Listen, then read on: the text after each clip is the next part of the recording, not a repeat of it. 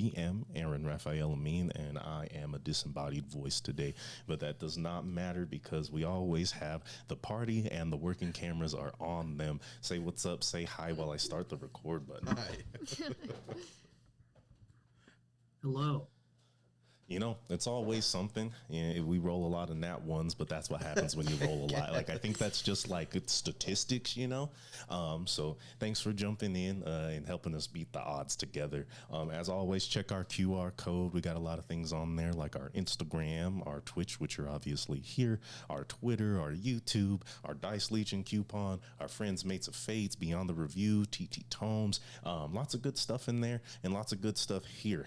If you're just tuning in for the first time, our stuff is on YouTube. We have a whole playlist going over this first campaign, broken into the multiple arcs that we have adventured through together. So feel free to take your time with those and join us when you're caught up. And if you don't want to worry about all that, it's cool. Just jump in blind and be ready for a lot. And with that, I think we are going to go ahead and get started with a little bit of recap performed by our very own JC Lucifer, Ohio Hex. There's a few of those. There's a few of those. That's why I'm naming a few. And most importantly, Narissa. Are you waiting for the music? Yeah. Is that what you're doing? I feel like, yeah. I picture the scene like opens and you're watching Kane, and it's a day of Kane's life in the mines where like the whistle goes off and he wakes up and he looks like shit and he's really tired, and they feed him like a half-boiled onion and a piece of bread, which is definitely enough calories to be like mining all day. Yeah. And after this putrid breakfast, Kane wallows into the mine, surrounded by the smell of sulfur and the dinging of pickaxes in some sort of mathematical rhythm. And in betwixt all of these sounds and smells, he remembers a letter that he had finished reading with his morning stew. A letter from Narissa telling him about the travels over the past year. Okay. Dear Kane, it has been nearly a year since we last spoke. Despite the back-breaking labor and undoubtedly dreary atmosphere of the mines, I hope you are able to see the sun, or the moon, at least every so often. I must admit these past months have been particularly trying, and our morale, which was once so high, has taken a downward spin, like a bird shot mid-flight. Most of our friends found themselves unable to assist, leaving us feeling alone in our endeavors. However, we were fortunate to run into a man named Lucian Teistragar, who has, very kindly, or perhaps stupidly, decided to help us when no one else could. Him and I see eye to eye on many things, and I am ever grateful for his help in your absence, although you probably would not like him much. We have discovered that Ercid's brother is turning his followers into fiends and aims to create a world of anarchy where the strong rule and the weak perish. Sounds familiar, doesn't it? We left there with feelings bruised on both sides, and I worry that Ercid may be carrying a lot of guilt over how everything has played out since the Cloud Chorus. Sen Kali is no longer impressed with us, and we have lost contact with the messengers. The way I see it, good riddance. If I ever hear Sen Kali's name again, it will be too soon. The speaker, on the other hand, it's too bad. We can't get a hold of him. As for our hunt for the orb, we have had the most trouble. The carnival is incredibly hard to track down, but we may have finally got a viable lead. I'm not sure where you and Val stand at the moment, but I know you love her, and I have a high respect for that. So I will do everything in my power to keep things non-violent, and perhaps mend some of what has been broken. Despite the hardships, the hurt feelings, the frustration, and the pain, we are resilient. I will not bow, bend, or break. My head will stay high. Please keep yours up too. I don't know if you're allowed to receive letters in the mines, but I hope this finds you eventually. Thinking of you always, Narissa and Ercid. I didn't know you could write so well. She's been practicing. Oh man, good stuff. That was like a very redone letter vetted by everyone. Lucian's like, no, Yeah. you gotta say this. Harrison's like, I think it sounds good. I think it's Another proofread. I think it still sounds good. The Wasa's doing her best. So we pick up in the morning near the Wandering Wood on our way to Molitushu. After a night of heroics, saving a woman who was escaping her burning lakeside hut set amongst the sea of fallen stars from fiends. Fiends obviously belonging to Lachlan's creation. And so as we step forward into undiscovered territory, what is your approach? It's cold, but not too cold near this huge body of water. As the snow falls, it has only a little time to sit, as any snow beds that surround you are quite shallow and not weighing too hard on the deciduous pines that sit in your wake. okay. So we're just in the forest, kind of getting close. Yes, here, let me get you. I mean, if you pull up roll 20, I can get you at least an area of where you are. Are we trying to go into town? I mean, we could, but that's not exactly like necessary. It's not where we're going. Okay. I'm dumb, and it's been a while. What are we doing in Molitushu? So what we decided last time was that we're going to go find the Umbral Choir. That's right. Uh-huh. And maybe that'll help us with that could maybe help us with Iwasa's problem, as well as the Heaven Spire, find information.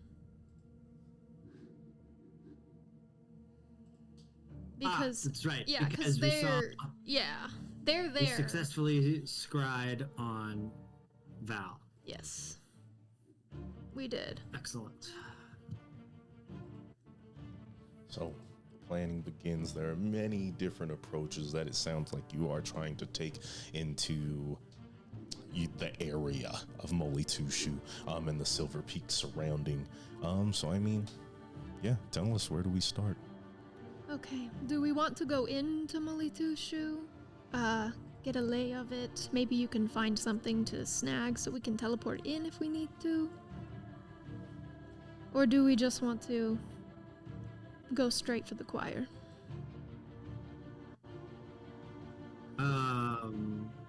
Where did we say the choir was? What exactly are you asking? Do we have a vague direction that we're going? You have a letter with instructions of how to hopefully contact them. Your guess, due to not Lucian's information, but you do know that Nonary gave you some information about the Umbral Choir as well, and he stated he was from Molitushu, or around the area, specifically in these woods that you are passing through near a village known as Sotberry Den. Yeah, and Iwasa said something about knowing or hearing legends of them or hearing talk of them, and you're supposed to go into the woods at night and sing. Sing a song. Sing a song or play a song or something. It's a good thing our song player singer is not Yep, with it's us. not here. It's fine. I've got performance. Do you still have the letter? I assume you still is that something you would have kept? Yeah, it has information in it, so I'm sure I would have kept it. I was gonna say, do you still have that? Because it comes with some pretty, not exactly specific instructions. Something betwixt the trees. Yeah, I might Those actually are have the words my that notes. they said. Sorry, my laptop is being kind of weird, so just continue and I can listen though. Okay, for sure. If it makes you feel any better, my laptop's being kind of weird too. Where was it posted in? Here, I will send it to you. So that way you can save it, pin it, do whatever you would like to do with it.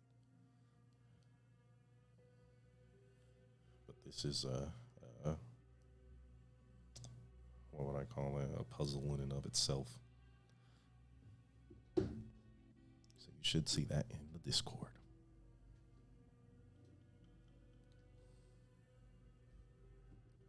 We're singing songs carried by wind betwixt the trees. Okay. Yeah, so we gotta... In the moonlight. Gotta sing in between some trees. By solitary moonlight, a choir sings songs carried by wind betwixt the trees. A friend may come to the Misty Pine Palace, a safe place for you. There we will sing of the weave together. Trust in us. Okay. Well, I guess let's go trudging through the woods. Are you talking about this out loud with Maud here with you? That woman that we saved? The Should woman that you we- saved last night. Is this a conversation in secret? Are you open about this? I just want to know to see how she's reacting, because she is with you at this point in time. Should we ask her about it? Why not? Yeah, she lives here or around the area. She might know. Local mysteries. Local tales. Then, yeah, I would tell her. Do you know anything about the Umbral Choir? Do I know anything about the Umbral Choir? Sure I do. They are mages of almost mythical renown, you would say. Sort of like Robin Hoods of magic, if you will. They collect information from all of Elbrin, or so they say. That's what we're hoping for. What exactly are you hoping to find? Them. Them. We met with one a while back, many months now. We took him to Ilhayed. And she kind of looks at you, her eyes very focused. And what were they looking for there? Answers. And so, you simply wish to find them because you've met someone who was involved. They might have answers to things that most people don't know about. Answers you will not share with me. I see. Well, it must be a stroke of fate or the threads of destiny that have crossed us together. For I seek them as well.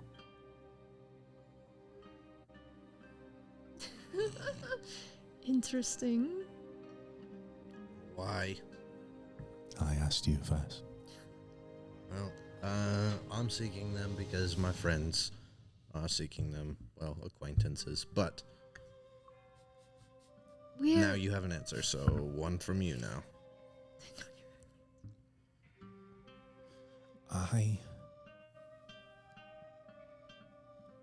need to. And she kind of bundles up in her cloak and looks off towards the sea of fallen stars, which still looks like the reflection of the sea still looks as if it is cloaked in the night sky, even under the broad daylight that it sits under. I need to find my sisters. Kidnapped? Something of the sort, yes. Magically kidnapped. magically kidnapped. We hate that. Isn't it always? Seems like it around these guys. Well, And you think the choir can help you save them? Magic is heavily involved, and They are heavily involved in magic. Fair enough. Oh. So where do we look then?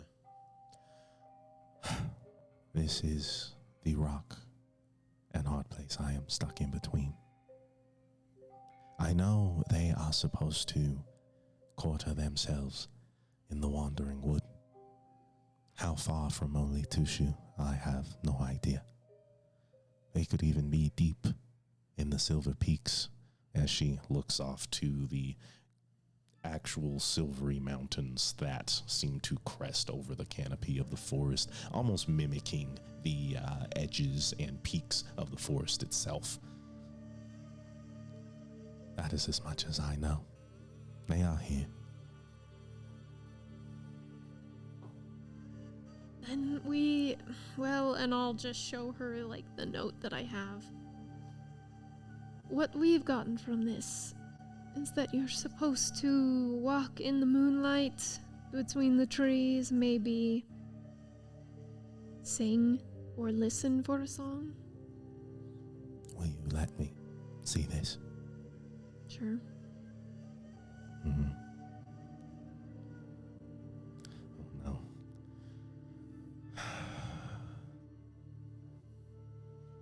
With what I know of magic, I would be surprised if the choir were truly a choir. Sing all you want.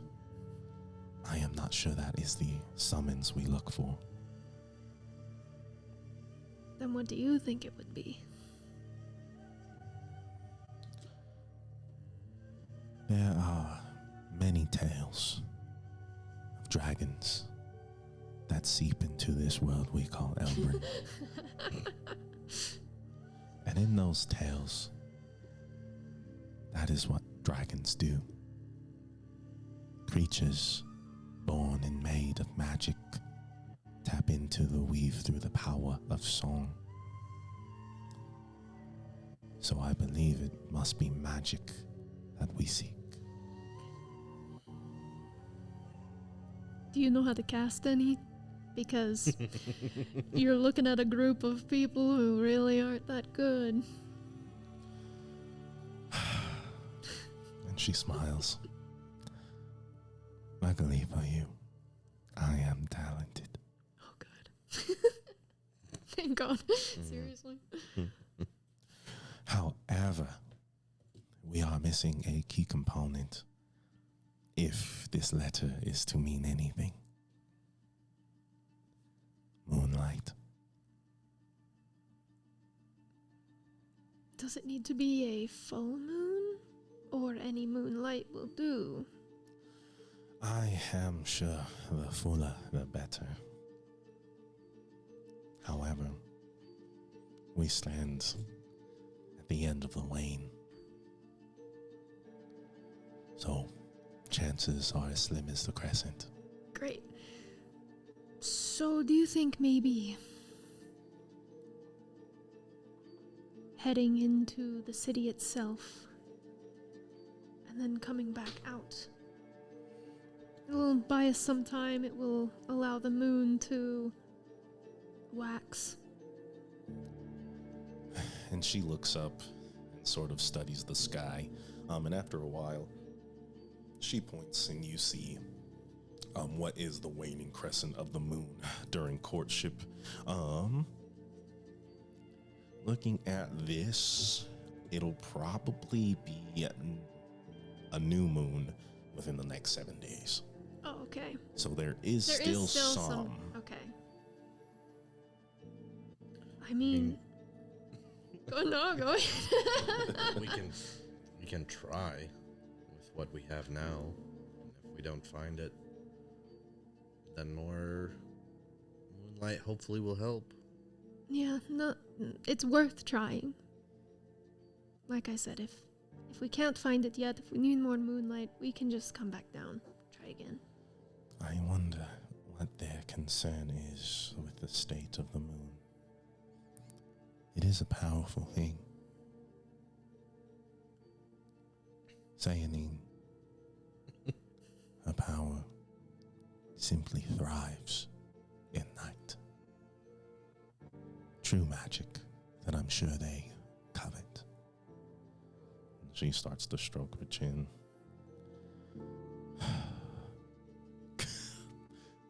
Because Ibrahim left, we gotta mess with the camera.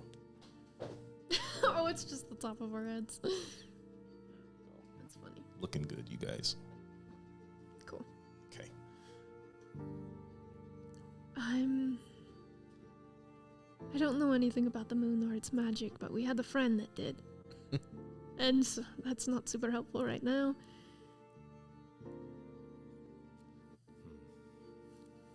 I know some, but we will have to wait until night.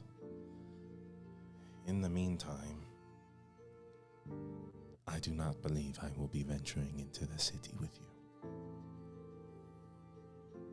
I don't know if we even need to go. Like right now, we could do this first, travel up into the city, grab something, teleport out. Yeah. So your goal is simply to get in and get out. Yeah. We're not really welcome too many places. Oh, yeah. Holy Tushu is one of the few, but we're kind of busy. There's no need to be sitting around waiting for something to happen. And you and I are of like minds. So we get in, we get out, and then what? Well, hopefully we find some leads that help us go our separate ways. Yeah. I mean, I don't like to speak for the people I roll with, because I typically don't roll with anybody, but are you asking for help from anybody else with these sisters? And if you are asking for help, how much do you pay? How much do you charge? How much do you guys normally charge?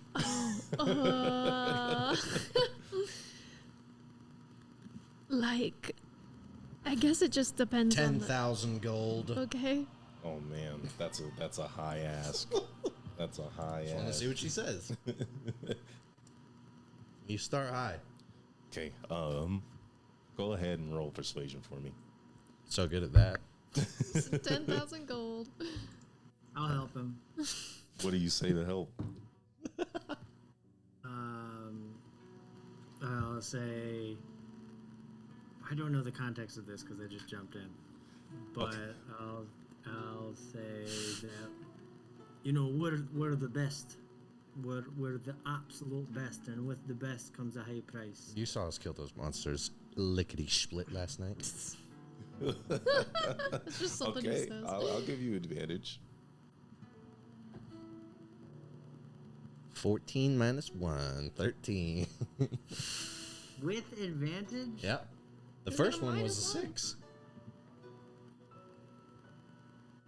Here we go.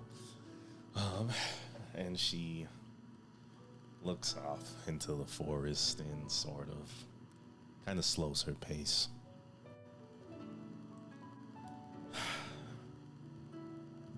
That is not the type of gold that I have. However, I do believe if we can get to my sisters, there is magic, powerful magic that we can bestow upon you. Be it items, be it blessings, there is much that we hold dear. But I hold my sisters dearer, so I would be willing to part with some. Well, I'm not one to make plans for these 2. 3. I won't say no. Let's I'm just see sorry. how it goes. Ersid's been dozing off. She my she needs computer's- help to like get her sisters back. They've been like magically kidnapped is what we've gathered, and so we were asking like if she was asking us for help with that, and she was like, yeah, kind of like I wouldn't mind having help, and so that's We're both going the same way towards the Umbral Choir. She thinks they can help her find her sisters. And, she offered... Well, I mean, if it's on the way. Sure, but I'm assuming that once we find out where they are, it's not going to be on the way. It's going to be in some fucking shadow realm. That bridge when we get there. Yeah. Like I said, not saying no, just let's see how it goes. Not saying yes. I don't want to promise you anything.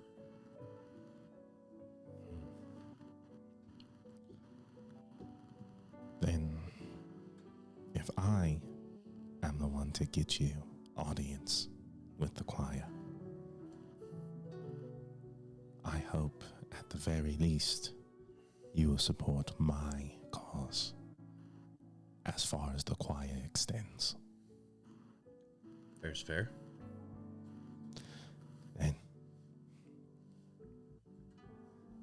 Tamale Tushu, it is roughly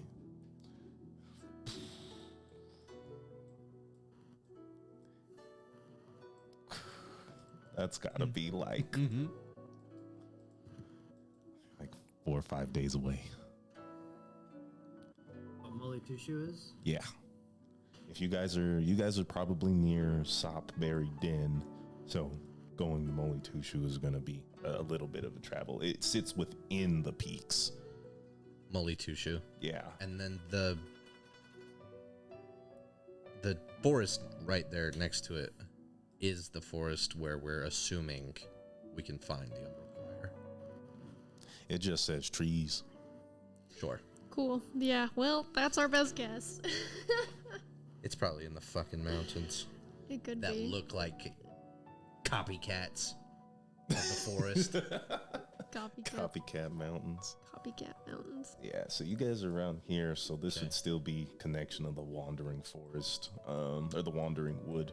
But getting in here, you'd be closer. Molly Tushu would sit near the peaks of the Silver Peaks, in high esteem, of course. Well, yeah, let's go, I guess. Okay. Molly Tushu is elves. Yes, Silver Elves. Yeah. Silver elves. I hate where we are right now. Wait, why? Because I want Kane to be here. Oh, yeah. That's rough, buddy. That's... If you're trying to see Kane, you gotta go the opposite direction, my guy. I'm going to free Kane. You guys do your thing. I'll rescue him. Your friend sounds cool. I'm gonna go get him. Okay, so go ahead and roll survival. Trying to get through the Wandering Wood is not exactly the easiest of tasks. There are no... I don't want to say no paths, but it's sort of reminiscent of the Black Bart Tangle. Yeah, get it. It's roads less traveled. It's Nat 20. Nat 20. Way to start the day. Yeah. Wow. Nice. Total of. For a total of 31. Jesus. Okay, that's what Simple. we like to see. Sees through I love reality. How DM is like, this is gonna be really tricky. 31. Yeah. Ersid, you notice that, as I was saying, very reminiscent of the Black Bart Tangle in that it doesn't... Any paths that you follow are not consistent. You almost feel like at some point you begin to become guided by the trees as their branches point in various directions, taking you through brush of, that does not seem to be trampled per se. Low grass and shrubbery, and every once in a while you'll find clearings where you'll find fairy circles, mushrooms, and things. And as you continue on, things get a little strange. You're making a comfortable pace. You're not being stopped. But those whispers, that guiding that you're imagining may not be so imaginative at all.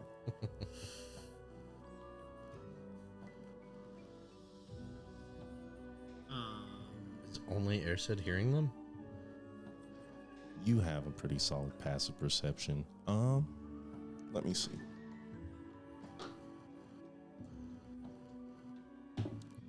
You don't have any magic, huh? You wouldn't hear them. Narissa, every once in a while, it's almost as if you'll hear giggling, laughter in the distance. Nothing so malignant, almost as if you are truly communicating with the nature and the earth that you so choose to embody. Oh, I will, like, when I realize that maybe this is not the internal guidance, I will, like, lean close to a branch and try and listen. Hello? And you're just trying to listen to the branches. And as you get closer, leaves start to descend upon you, like a decent amount. Not so much like a cascade, but a drizzling rainfall of foliage as one rests sort of lackadaisically on your head. And Narissa, at that point, you hear the laughter once again. Lucian, you don't notice all of this per se. You're just like, oh, he must have bumped the tree. It's fallen. These trees are kind of weak. You know, everyone's kind of stopping. But one thing you have noticed is Uwasa, where everything seems open and free and almost silly. She's very serious.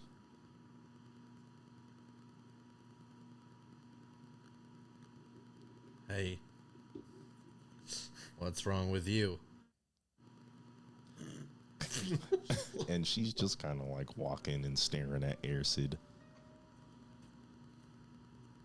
I'll give her a nudge. And she pulls her crossbow on you. Whoa, whoa, whoa, whoa, whoa. And she shakes her head and pulls it back and like starts crossing her hands in front of her chest and kind of like bows very sharply. Okay. Well, you guys are all acting pretty weird right now. It is the Wandering Wood.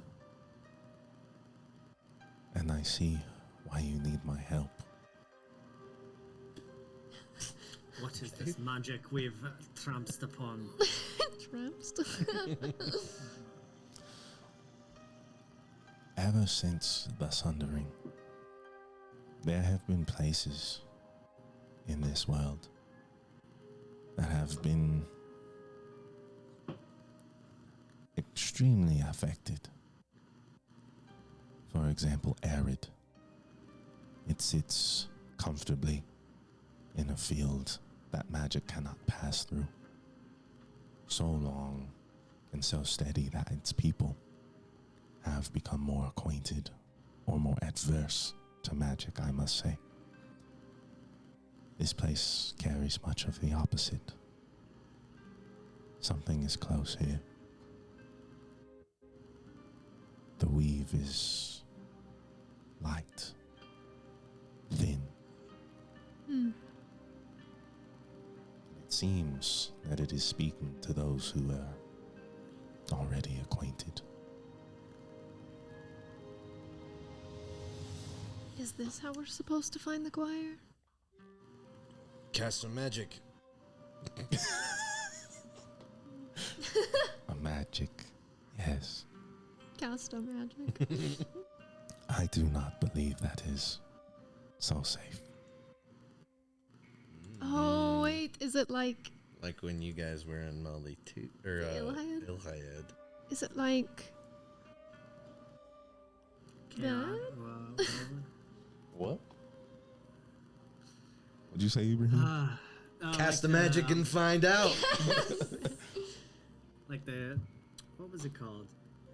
The chaos magic or like The Eldritch Storm, the Yeah. wild magic. The wild, wild magic. magic? Yeah. Mm-mm. Cast a magic and find out. Should I cast magic? Little devil cane appears on your shoulder. What does Devil Cane say? Do it. That is at your own discretion, Ranger. Well, it seems like, I mean, you know that it wouldn't be a good idea, so I suppose there's no reason at the moment to test that theory. It may not be the worst idea. However, Well, then in that case, in the middle of, while she says, however, I'll cast Longstrider.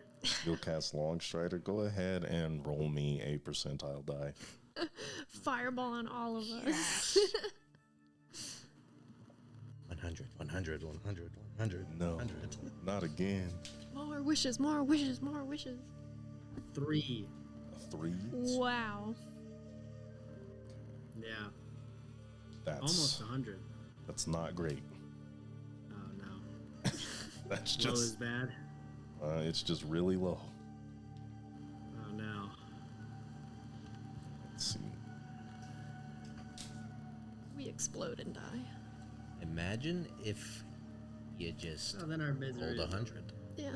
Think of all those problems you could solve with a wish. I wish that stupid blue orb was in my hand right now. Dang. That's what I would wish for. Yeah, I would that's something. wish that that the queen would forgive Cain and release him and absolve him. And of all absolve crimes. us. Yeah, that's also not bad. Yeah, that's sweet. Okay, a 3. Yeah. There are 5 of you here, so I'll re-roll on a 6. Cool. Oh, God, okay. Does my magic works, though? I get plus 10 to my speed? Yeah, your magic works just fine. Okay. With the additional effect of. With the additional effect of, let me see where I want to put you guys. God. Standing in a circle. Yeah. What if we just picked a number? What if you just picked a number? Yeah. I just found it out, but I can change it. Yeah, let's pick a number. 4. 3. 6. Okay. Lucian. You're like, oh, what is this mumbo jumbo? Cast a magic, do your thing. I don't care if something scary comes, I'll kill it. And you're looking at Uwasa. And at first you were just like, oh, yeah, it looks like she's having a bad time. But now it's almost like you can hear her thoughts. This isn't right. Not here. I don't know if I'm ready. Do you know this place, little girl? She kind of puffs her mouth at you. And you can hear, not young. All right, do you know this place, Wassa? And she sort of like steps back and looks at you inquisitively. And she holds up her finger. And you can hear, she like points at her fingers and you can hear thumb. Thumb? Thumbs up? And Yes? she points at her head and she points at you.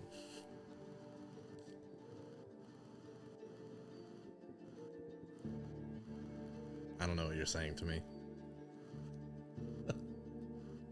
And she mouths and you don't hear words coming out. But in her head, you hear, why can you hear me? Great question. I don't know. Nobody else can hear her? No, it is just like Ilhayat then. Are you just talking straight to her? Yeah. Yeah. Yeah, Words you are can coming out of hear my mouth. Lucian talking. And you guys all see Uwasa doing her various mannerisms. Wait, you're telling me that you can hear Oasa right now? Yep. And I guess I was kind of waiting to see what might happen if I cast a spell, and so as I'm waiting, like nothing else happens, and then this happens. Yes. Okay. Well, it seems like something magical is afoot. And looking at Lucian now, you see what looks to be strange, almost like Celtic knots drawn between his eyes and on his temples. This happens sometimes in these places. In Ilhayat, whenever we cast a spell, something else would happen. Sometimes, something extremely extraordinary. We had one of our friends wish to become a dragon, and he did. Great. You have tattoos on your head. No, I don't. You do. You do? I'm You sure do. it's And then I temporary. find something to show When? to show a reflection. Do any Like of you my guys blade have or like, something. yeah, sure. And Shine you a look dagger. into, the blade that Ersid carries, and you see these Celtic knots glowing with an almost ethereal light, bluish in color. Congrats. Weird.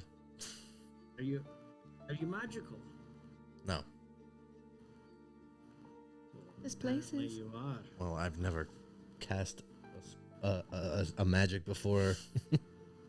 Well, cast one right now. Try and cast one. All right. I'll try and cast Finger of Death on Ersid. That's how do you cast Finger of Death? Die. Is that what you just cast? Die? Yeah. You point at Ersid. Do you yell die at him? Yeah. Oh my gosh. And then, and you instantly feel from Ersid like a sense of like surprise and secondhand Well, embarrassment as he looks at his unscathed body. Nope. I look down at myself and I look up at him. That's what you decided to cast? That's so funny. It was the first spell that I could think of that I read about. And I grab him by the collar and I'm like, what if that had worked? When has that ever worked, though? I would have cast another spell and brought you back to life. And Maud sort of giggles. I do not think that is how magic works. And it looks like your opportunity is no longer available. As Ersid, you holding up Lucian, you can see the knots that are tracing Lucian's skin begin to fade. Never lasts very long, now does I'll it? never know what Iwasa's favorite ice cream flavor is. Fuck. Alright. Well, Maud, Mrs. Maud is Will fine. this impede our journey? Maybe this is why they search for moonlight. Maybe it has some sort of counteracting effect to the wildness of the area. It could be. Don't we have to sing a song as well? No, we were misreading that. I will not stop you from singing unless you are terrible. We can sing though if you want. Well, should we just post up here and just wait for the moonlight? It is a nice spot for you guys to set up camp. The fairy circle's about open air canopy to the moon itself. Maybe we should then. Give it a try. Sure. we don't know where else to go anyway. We're just like looking around with like a stick in the dirt, trying to find these guys. Then I don't think I have anything that. All the spells I get are like hurt people. Or are you telling the truth? So I don't really have any like utility spells that can help us with this. I think I have locate object, maybe, but that might be a 3rd level spell. you don't know what spells you have. Well, right now, I think I have protection from evil and good. Okay, locate object is a 2nd level spell if I ever need to take that for something. Blue orb. Yeah. For the fucking blue orb. Facts. Thank God I have locate object. Within 1,000 feet, Within I 1,000 believe. feet, yeah.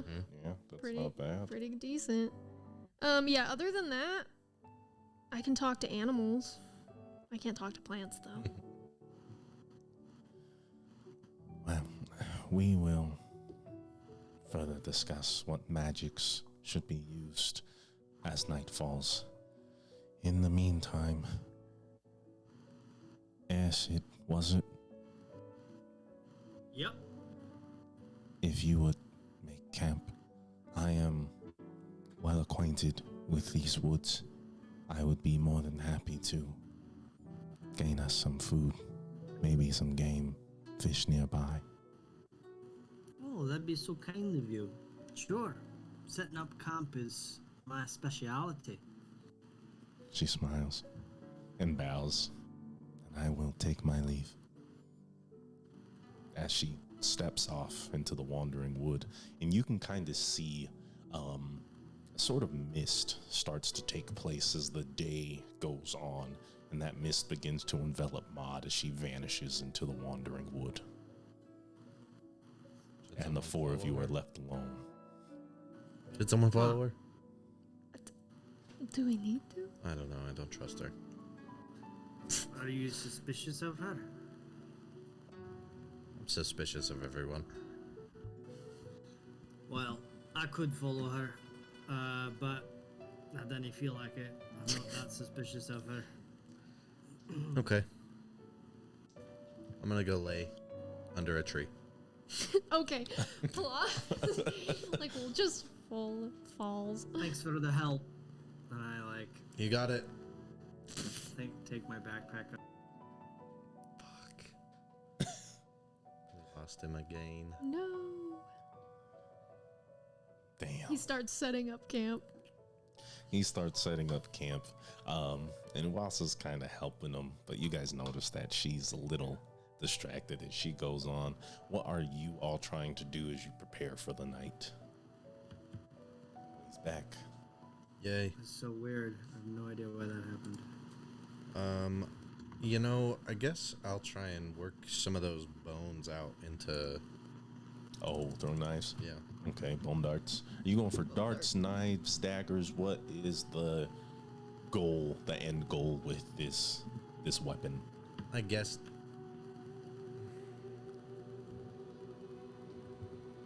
Well... The book says darts, Yeah. but if we can flavor it, I guess a little more daggery. I mean, you can make daggers. You'd probably be able to make less daggers than darts. I guess that's fair. I'll just do darts. Why not? Okay, how many bones do you have? Do you remember? 8. You have 8 bones. Big bones, right? Bones. Gosh, it's probably... Let's say you traveled a little less than 8 hours because you came upon this location pretty early. So I'd say you probably have 2 to 4 hours before nightfall. So go ahead and roll. What kind of tool proficiencies do you have? Fucking like cartographer's tools. Oh, you make maps? Yeah. You roll survival without proficiency if you have it. Okay. So I guess just a wisdom roll. Or actually, roll. Make it a dex roll since you're whittling these down. Yeah, I don't think you have anything that would. You would need like woodworker's tool, carver's tool, something like that. So you don't have proficiency. So just dex. 16. 16. I would say you're probably able to. What is your focus? Using most of the bone or making as many darts as you can? Probably making as many as I can. As many darts as you can. I'd say you can probably get through 2 bones. These are large bones. We're talking like whatever bicep bones are, femurs, things like that. Humorous. Huh? This is your humorous. Thank you. You're humorous. See, that's what we get for having a cleric at the table. So let's see. Roll me a percentile die. Actually, just a D10. 6. 6. I'd say that you're able to get. Unfortunately, I rolled pretty low, so that's 12 darts. Okay. And when you use them, you do use your martial arts die, so they're pretty effective. Cool. Yep. You can divvy those up however you would like. Narissa, what are you doing? I guess maybe I'll take my steed out Okay. and just kind of like ride it around and see if I can tap into the nature. Of the steed? No. Of the nature around you? Nature around. In what way? I guess I'm trying to get like assistance from it, like kind of like a find the path sort of thing, like. Towards the umbral choir? Yeah. Okay. Roll me a percentile die as you compose the ritual summoning your steed to its material form. Wish, wish, wish, wish, wish. 78. Bastards. Would be nice to get a wish. God, would it be? Okay, and as you do that, the ritual sparks as your steed sort of composes itself on the material plane. And as it does, you can see that its general white and opalescent feathers are tipped in a very stark, almost neon purple that glows. And this explosion of magic courses out within roughly, gosh, you see it coating the trees, almost the whole of the wandering wood, as far as your eye can see, even the mist surrounding you. And you and all your friends nearby now have a Celtic knot right in the middle of your forehead. What did you do? I summoned my steed. I regained consciousness. You popped up Erset's at the right overheating and he's fainting and waking back up. He's just really into making this camp. Yeah, He's just so fucking making the focused. best camp. Airset overheating in the cold and the snowy. It's still too hot for forest. him. So you cast to summon steed, and then we all have a Celtic knot on our head. Yeah, I'm not Yeah. sure what it's doing. Hey, Wassa. I can hear your voice in my head again. And she looks at you, and she's like looking at you real hard, almost like that meme of that kid at his desk with his like Oh. veins popping out, and she's almost sweating, and you don't hear a thing. Okay, not that. Okay, I was wrong. So I look at Kane, or not Kane. He'll never be Kane. Damn. And Kane. I look at him and I wave him to look at me, and then I just try and concentrate really hard. Can you hear me? In my head. You don't hear shit. Okay. Yes. Roll deception with advantage. With it disadvantage. No, with advantage. Okay, so I gotta roll insight. Or take your passive. Are you actively inciting him, or do you think are you just taking him at face value? I mean, I have no reason to believe that he would lie, Just but so being my silly passive and is goofy. 17, so good luck with that. Yeah. Please tell me I have a +2 at least.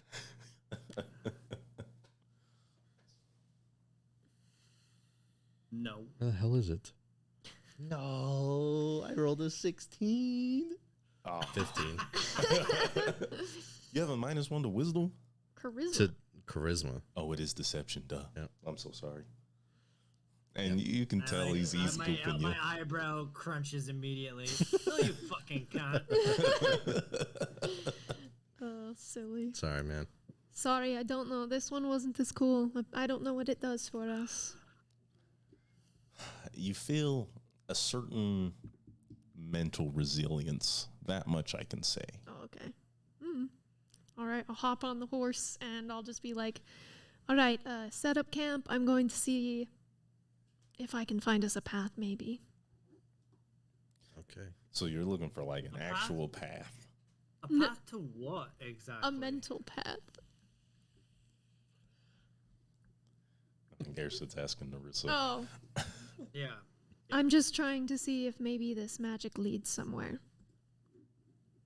Okay. Go ahead and roll Arcana with your casting stat, since you're trying to like feel things out and get a feel of the forest and things around you. 10. Okay, so you're going through the forest and you are giving yourself up to the weave and the energies around you. You sort of close your eyes and let your steed make its own trail. And as you do, you start to hear all kinds of voices around you. Laughters, the sound of water, drops rippling across the surface.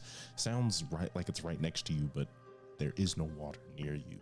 You can feel the trees rustling, their leaves dancing in a non-existent wind. And you see a light. A pale white light, bobbing, almost tracing an infinity in the mist in front of you, roughly 50, 75 feet away. I'll get a little closer to it. Go to it. Go to the light. And you get closer, and it sort of like stops and hovers and begins to retreat. Only so slowly, almost back to its original distance away from you. And it starts laughing again. I'm on the horse. I'll just keep following it. And as you do, it doesn't really stop. It starts to weave back and forth as it retreats deeper into the forest until you find yourself near a spring. Many of these lights all coasting around, kind of jumping out of the trees, some raising up out of the water, and you're starting to see small little forms inside the light itself, like little people. And you hear the giggling ever so loud. Hello? And they all at unison, hello. Oh, Hi, hello, You hi. are- you can speak. We can fly too. And we can swim, and we can dance, and we can sing. Wow. What are you? What are you? A person? That doesn't say much. I like to dance, and the one that's sort of been, that you've been following, I like to prank people.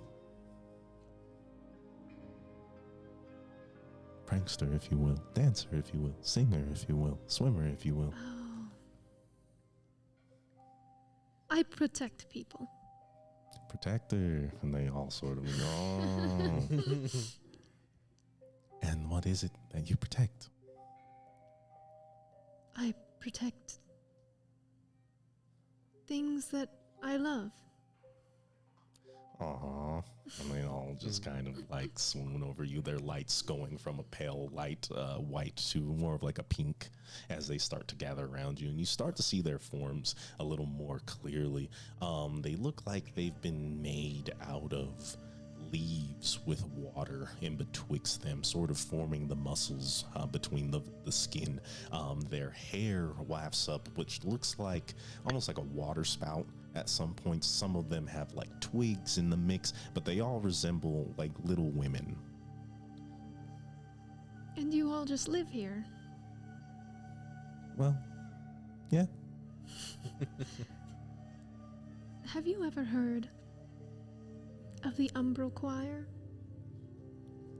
Have we heard of the Umbral Choir? Hey, have we heard of the Umbral Choir? Yeah, we've heard of the Umbral Choir. Have you ever seen them before? Have we seen the Umbral Choir? Yeah, we've seen the Umbral Choir. Where? Here. Like just in this forest? Sure. Okay. Where specifically? Well, that depends on what you mean by specific. If you mean here, sometimes. If you mean there, sometimes. And if you mean where, well, where? Where? Do you know how to get to them? No. I do. No, you don't. Yes, I do. Well, I do. No, you don't. Yes, I do. Well, I do. Oh my god. Yeah, they do. No, they don't. Okay. Okay. It's alright if you don't. But if you do, maybe there's something I could get for you that would convince you to help me. We don't need protection. But you need help. Yes. And they all sort of turn a bunch of different colors, purples, greens, pinks, reds, all sorts of different colors as they sort of start to dance around you.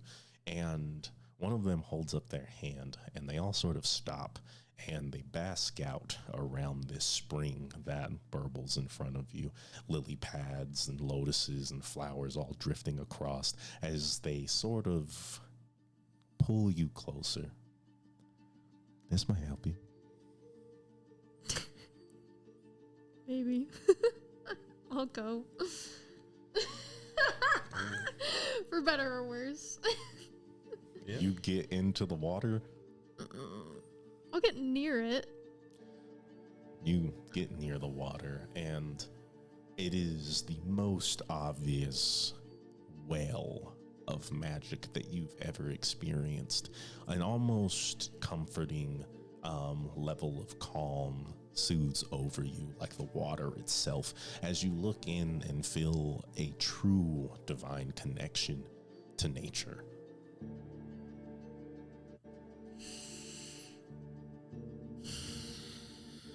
Fuck it. I'm gonna get in the water. I need you to roll a d12.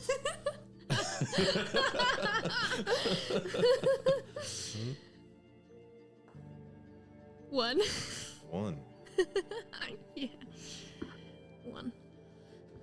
You feel invigorated. You feel like you could do anything. Face the darkest of demons or stand at the tallest of mountains and strike true diamonds that could not be broken by any blade. You are under the effects of the bless spell for the next hour. Wow. Wow. Pretty cool. See? You needed help. Now you have help. Well, thank you. Really? No need to thank us. Thank the spring. I'll thank the spring. You just like put your hand up. Yeah. At the water. Pat the water. And the ripples sort of push out and then they come back and almost like a hug, they squeeze around you. Wow. All right. Well, I appreciate you showing me this. I'm going to see if I can find who I'm looking for. Well, if you find them, tell them we said hi. Will do. And watch out. 4. And they all sort of turn like an eerie purple color. There's bad ones in the forest. Bad ones close. Hopefully not too close. Bad ones very close. Okay.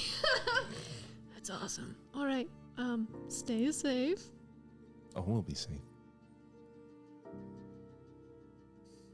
I'll just hop back on the horse and get the fuck out of there. Bye. See ya. Actually, won't see ya. See ya. Don't tell him that. As you kind of go back to camp, Ersid, what are you doing during this time as you set up camp? I mean, you notice Uwasa's, she's trying to help you, but she keeps getting distracted by myriads of things. Yeah, I was literally gonna say, like in this time, I asked Uwasa to help, and now with you saying that, as I'm pitching tent or whatever, I look up at her and I say, "You got something on your mind, Uwasa?" And she signs to you too much. Are you nervous for being here? She nods her head vigorously. Have you been here before? She nods again. And it was bad. And she holds up her hand after thinking for a little bit. Very.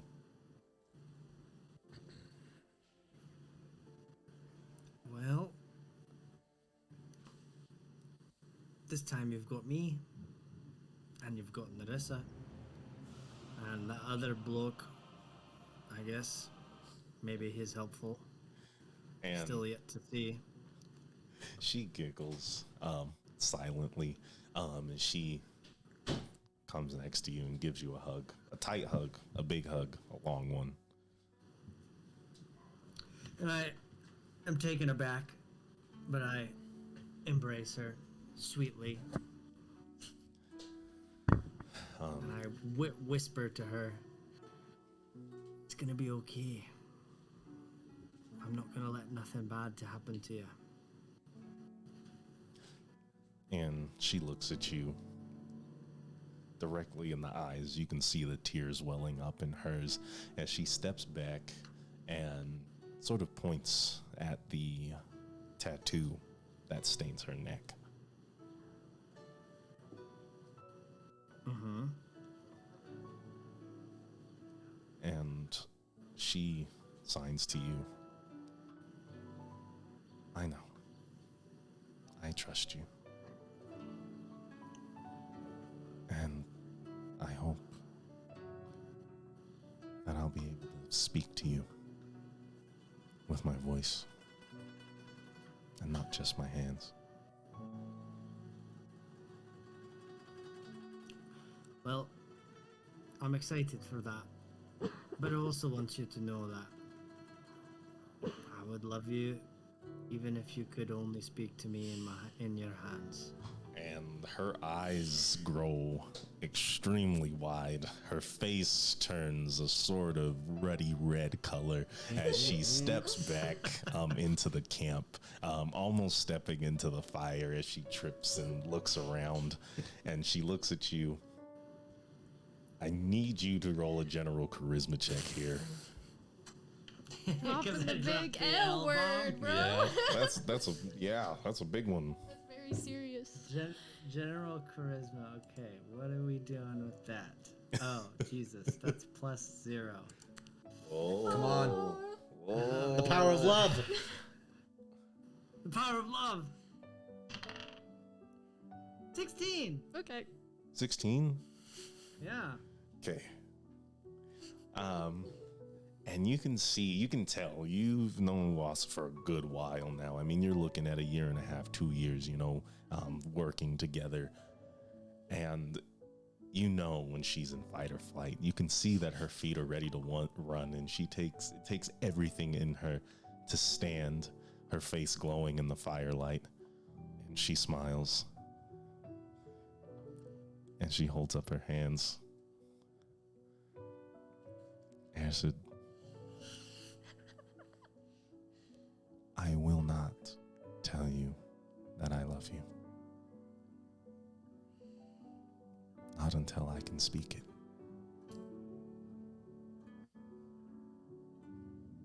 And I actually blush at that. I was playing it cool, but like, that was a dope line. Like, I'm just like, And she runs up and gives you a big hug, jumping into your arms as she, for the first time, kisses you on the lips. Bro, I don't know what it is. It's so silly that all the romance in this game is so like I'm so invested in I know you wanted that. You did not want that whatsoever, but I'm not against it. I'm not against it at all. I wouldn't play into it if I wasn't about it. I am a big fan of all of these romantic interests. Like, no joke. Unironically, I think that they add a lot of layers to all three of our characters. Kane is toxic. I'm like a genuine sweetheart, and then Narissa is like afraid of love. Oh man. Yeah. Okay. Well, be careful. You know what happens when you fall in love in D&D. yeah. I know. Yeah, I'm setting up a lot of bad stuff. Setting up only bad things. Anyway, yeah, I dive right into that kiss, and then I kind of look around and see if like Narissa or Lucian was there or watching or anything, and then I say, kind of like in a bashful, blushing kind of way, I should finish the tents before Narissa comes back. And she sort of giggles and kisses you on the cheek. And Lucian, are you actually sleeping under the trees, or are you just being an asshole? Yeah, eye open. Yeah, you notice. And Ersid, you think Lucian's sleeping for a little bit, and then you catch his eye. You're like, oh, this guy sleeps with one eye open. He really doesn't trust anyone. And he winks at you. And I just roll my eyes. As you begin to set up camp, Maud finally returns, and she has a decent haul of, let's roll a d4 on this. Okay, awesome. She has about, 3 rabbits, a couple of squirrels, and 3 more fish. Wow, the survivalists on those shows could only wish. And she has a big smile on her face. Magic in this wood seems to help with the propagation of the fauna here. Makes sense. Wow, Guess that's so. a great catch. Thank you so much, Maud. What can I say? I am native to this region. Woods? No, not the woods. Oh. If I had lived here, who's to say if I wouldn't be changed? Alright, so we're all back? Yes. Okay. Then I'm like, oh, there's this pool that you can go to. It's filled with magic. Is it filled with good magic? Yeah, good magic. And there are these tiny, small, they're like people, but made of leaves and magic. Sprites. If that's what you would call them. I have seen them in my travels, yes. Strange. Sorry, what did you call them? Sprites? There you go. Huh. And they were friendly. Yeah, they were nice. Well, Not to say that they are not nice. Luckily, you came back whole. So they're not nice. No, they are mischievous. They didn't know where to find the Umbral Choir, so.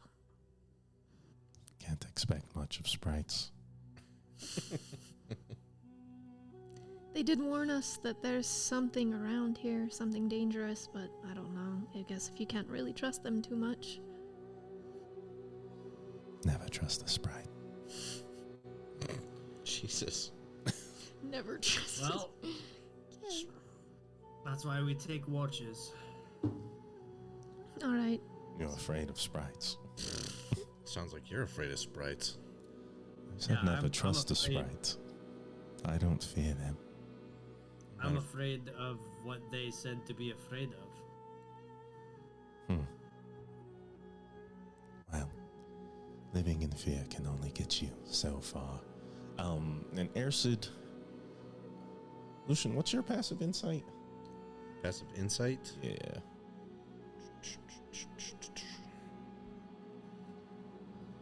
What's going on? Got two phones, one for the stats and one for the spells. 17. 17. Mm-hmm. You both notice as she says this, she's a little serious. She looks a little worried. Oh, good. Don't worry. We're crazy. We're tough. Yeah, I'm not afraid of anything. We shall see as our travels go on.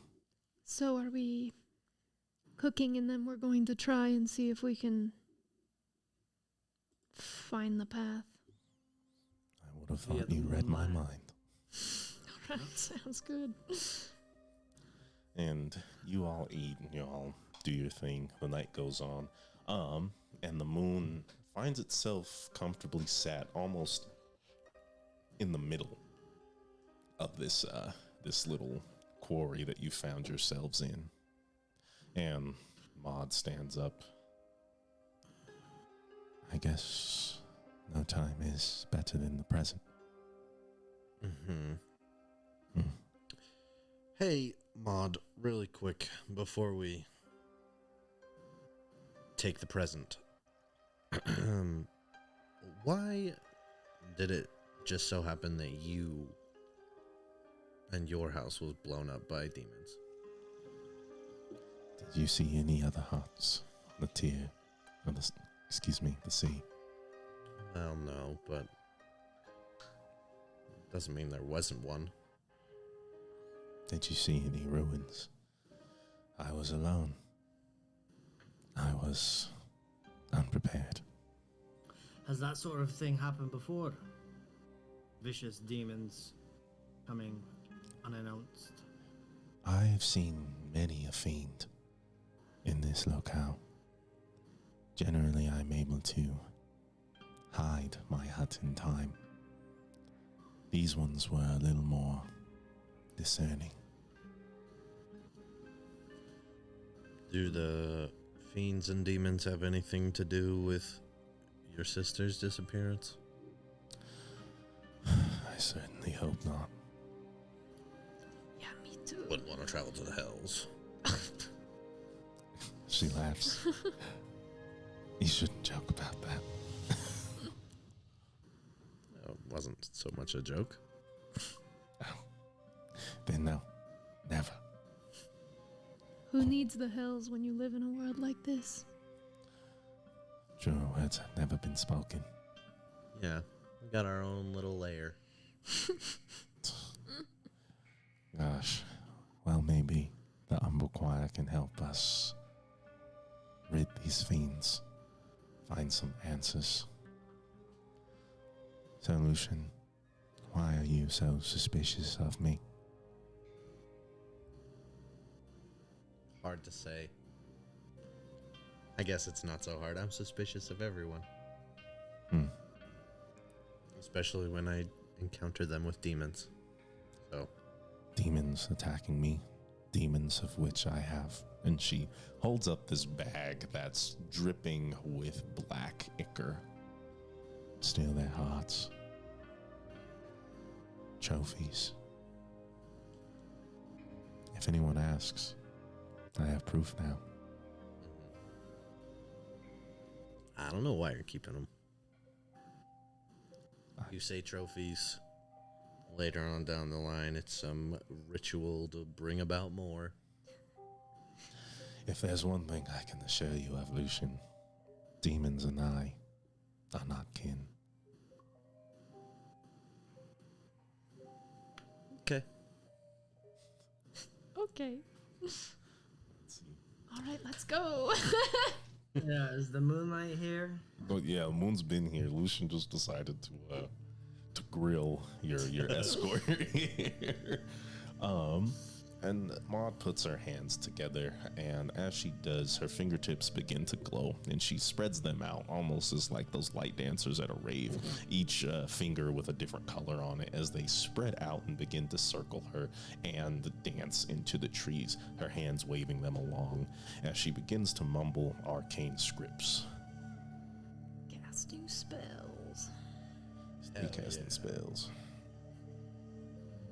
And as they do, they hit these trees and explode as a spell that everyone but you, Lucian, is probably very familiar with, as a fairy fire takes up the surrounding area. I do need you all to make a save. She will make one as well. If they're within Yes. 10 feet of me, they get an extra +1. Okay. We'll assume everyone has this +1. Wow.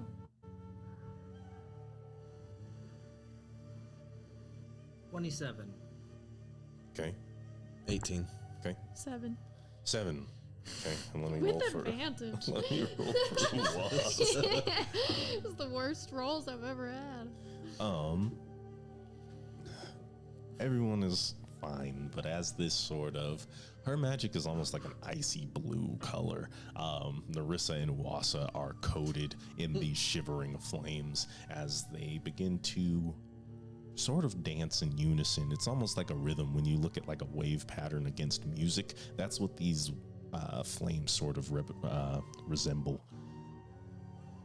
She continues to chant, and after a while, Ersid, Lucian, you guys both begin to notice a sort of archway in the trees made of the fairy fire. Whoa. Larissa, take a look at that. I'm seeing it. I see it. Do you already have inspiration? That was a real chuckle. That was pretty funny. I already do. But Get a load of thank you. that. Shame, no problem. And you see Maud sort of open one of her eyes, and she begins to walk towards this archway. The flames begin to follow until they finally drag off of Uwasa and Narissa and begin to light a pathway within the forest itself. The trees open up, and you begin to walk. Maud continues to chant. Until finally, after some time, they lead you to a clearing.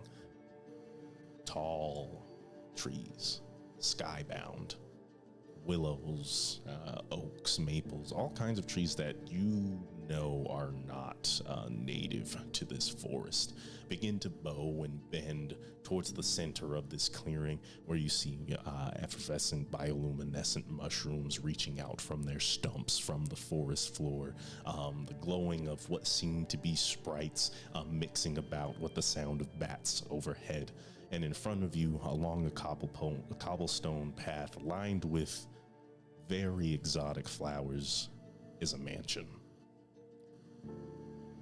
It's the Pine Palace. You have made it to the Misty Pine Palace, where two women sit in front of it, both in oriental, mainly Japanese robes with orchids and wisteria dripping off of them. One in pure black with white flowers, the other in pure white with black flowers, both contrasting against their skin. Black on white and white on black, their hair tied into tight buns, and their eyes closed. They both bow. Welcome, they speak in unison. You have been invited to the Misty Pine Palace. I'm assuming you are Izumi and Kaede? And they nod. And they open their hands, and the doors of the Misty Pine Palace, a strange, almost like purple oak wood,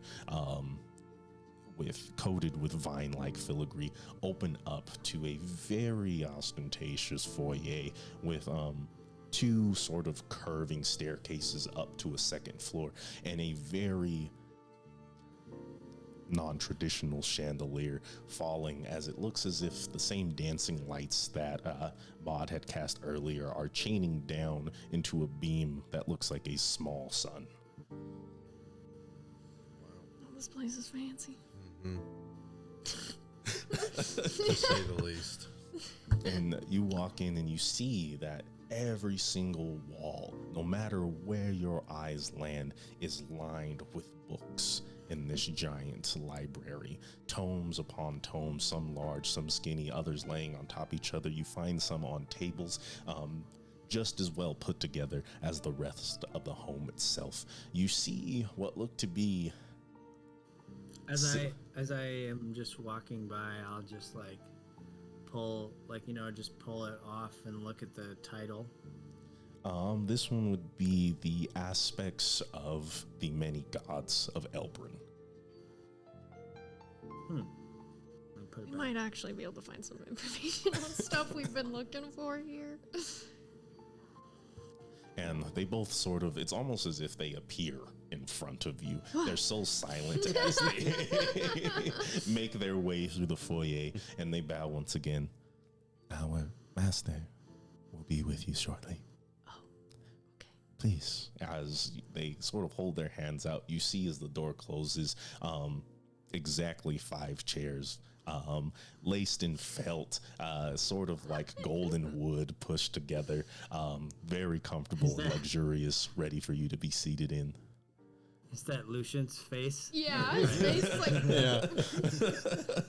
Yeah, exactly that. And they I look at him and I'm like, get used to it.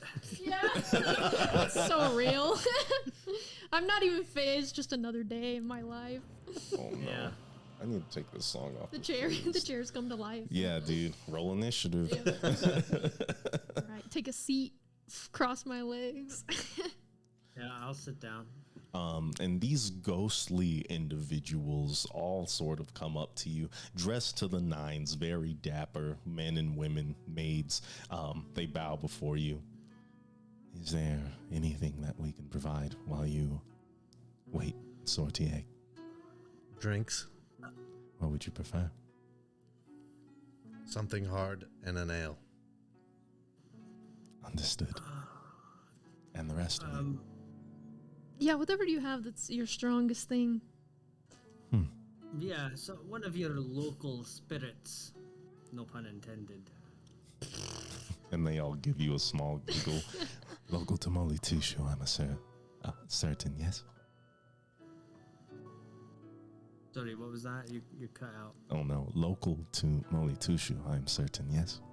Ah, yes. Mm-hmm. And Maud kind of holds her hand up. She passes. And Uwasa kind of looks at them, and they look at her, and there's a moment of silence past as she sort of holds her hands up and signs a couple of things. Of course, miss. And they come back, and they get you a very neat scotch on the rocks and an ale beside it, and they float them over on platters. Ersid, you get a small pitcher, see-through with a lavender liquid inside, and a small, almost shot glass looking thing, seems to be a set of sake. And for you, Narissa. She said, I'm searching the world for something that might make me drunk. They provide you with, it seems to be a very fancy decanter. It starts off as like a basic pitcher as it swirls in sort of like a helix form towards the mouth of it, in a small cup that resembles a flower. I hope all is to your liking. Give it a try. Yeah, I will. Do we all? Yeah, take we a cheers. fancy sip at the same time. And you guys all cheer, and you see Uwasa is holding up an ice cream cone. Hey, what flavor is that? It looks to be black currant. Oh, Is that your favorite? And she smiles and holds it up. Now I know. yeah, there you go. Asking you shower scene. And she looks at you and kind of like points it, gives you a thumbs up as you all taste your respective drinks. Lucian, best scotch you ever had. Like, Great. untouchable. Ersid, you taste hints of lavender, hints of plum, and hints of a sort of almost like sage within, that mix nicely with the airy vent of vanilla behind. Wow. Yeah, it sounds good. Sound pretty good. Narissa, at first, when you first taste it, it takes a second for it to hit you. You taste the sort of hearty hint of pine, and it begins as sort of like a gin-like taste. But as you swallow, it begins to transform into more of like a Moscato with hints of very flowery notes. And behind that, instead of black licorice, a red licorice tinge, which fills you with a very warm feeling. You feel elated, not exactly drunk or anything, but there is an indescribable buzz that has never blessed you before. This stuff is awesome. Are these bottomless? Bottom. Yes, anything for our esteemed guest. I'll look over to Ersa and I say, I will get used to this. I am very sorry, as a voice sort of booms throughout the foyer. I do not think that you will be getting very used to any of this, unless you become welcome patrons. How does one do that? And stepping down from the steps of the second floor is a man dressed in a almost standard suit, white with purple pinstripes beneath and a lavender cravat. His skin a deep purple, with dark lines going up from his throat past his eyes and following two horns that spout out from the top of his head, hair tied back into a neat black bun as he bows. Excuse me. Let me introduce myself. I am Corbin Wabata of the Misty Pine Palace. Gore? Corbin. Well, I must say, Corbin, you know how to host. Thank you. I have had much practice. So, it seems you have received an invitation from my brother, it seems. Nonary? Yes. A wild one, is he. Yet to have speak in person with him in quite a while. Last I saw, he swan dived into the Umbral Mirror, so I guess it could be a while. And he smiles. A dream he has carried since he was merely a boy. Well, He he's is living well. his best life. Indeed he is. He has told me you are Narissa, and you are Ersid. And this one Izuasa, yes? Yes. I don't know if he's Yes. okay. And he looks at you and raises his eyebrow, and you notice how starkly white his eyes are, pure from the pupil to the sclera. You can't see anything. You have not been mentioned in my brother's communications. I've never met him, but the name is Lucian Tystragar. And he bows. Blessed to meet your acquaintance. So, an invitation I am aware of. Your reason for, I am not. So, esteemed escorts of my younger brother, to what do I owe the pleasure? We're looking for some answers. By the look of your bookcase, we reckon we might find something here. Answers require questions. So, and he sort of leans back, and as he does, a chair slides underneath him. Speak and inquire. Okay. One of the neighboring servants sort of slides by and hands him a similar platter as to what Ersid is drinking. This guy's cool. This is definitely my type of guy. He's too cool. All right. Would you mind so terribly, Ersid, if I asked something about myself first? And I just like look at my drink and I'm like, take all the time you want. Cool. Very valid. So, I don't know if this is something that any of you would be able to figure out or have any information on. While Nerys is doing that, I like convinced Lucian to try my drink and I try his drink. And it Just is like in the background. it is a wonderful trade. Okay. But and then I explain that I died, but I didn't die. And I woke up on a beach, and it turns out that was like 3 years. But when I woke up, I was still wounded. So it was like time didn't pass. You know, like that whole thing.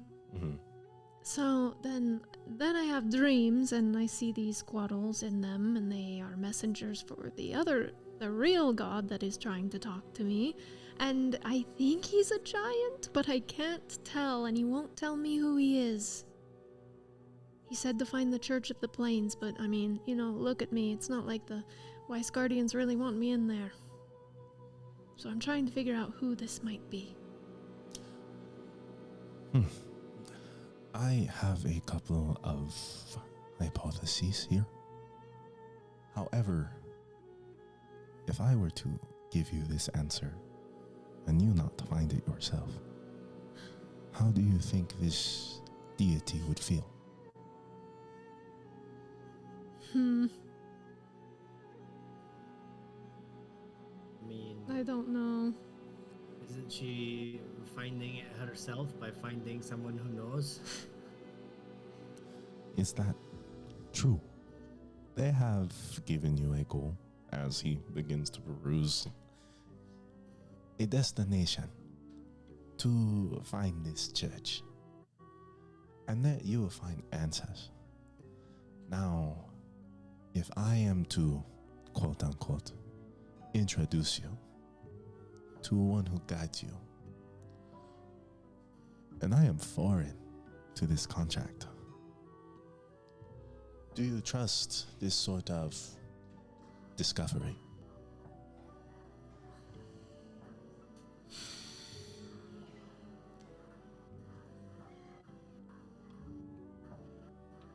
I don't know. He said to find it, just not sure.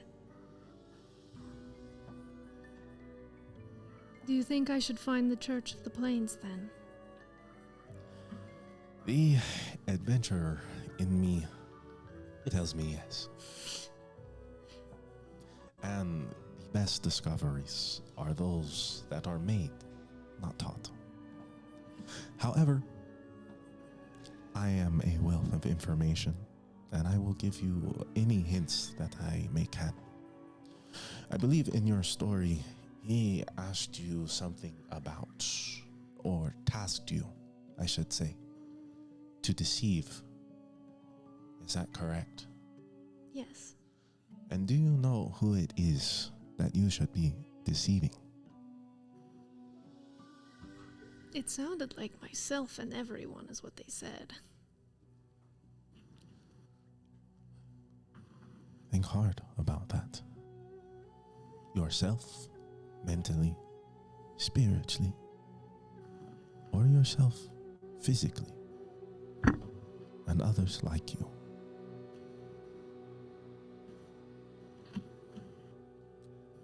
So, that is one question. There are more? Or is this why we are here? No, there's more questions. It was just one I was trying to figure out for a while. How do we get into contact with the Umbral Choir? Well, Ersid, I would have you know that it takes a certain amount of magic in the forests, under the grace of Sayanin Mumbo, that will guide you to a place known as the Misty Pine Palace, where you will speak with a man named Corbin Wabata. That's crazy. He's saying we already are. We're talking to him right now. I get it. Okay. Ersid's drinking a lot. It's like Well, it was introduced as the Misty Pine Yeah. Mansion, and I didn't know for sure. yeah. No, it's okay. I mean, he's not trying to talk down to you. He's just a smarty pants. What do you know, if anything, about the Senkali? Senkali. That is what he is calling himself. He says that he was Mershalk. He split off from him, crawled up from the abyss, and now he's mortal. Ersid, if you do not mind, grab that book that you were reviewing earlier.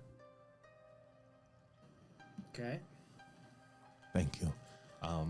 Turn to page. This is a god of Yuan Ti. We'll say 346. Okay.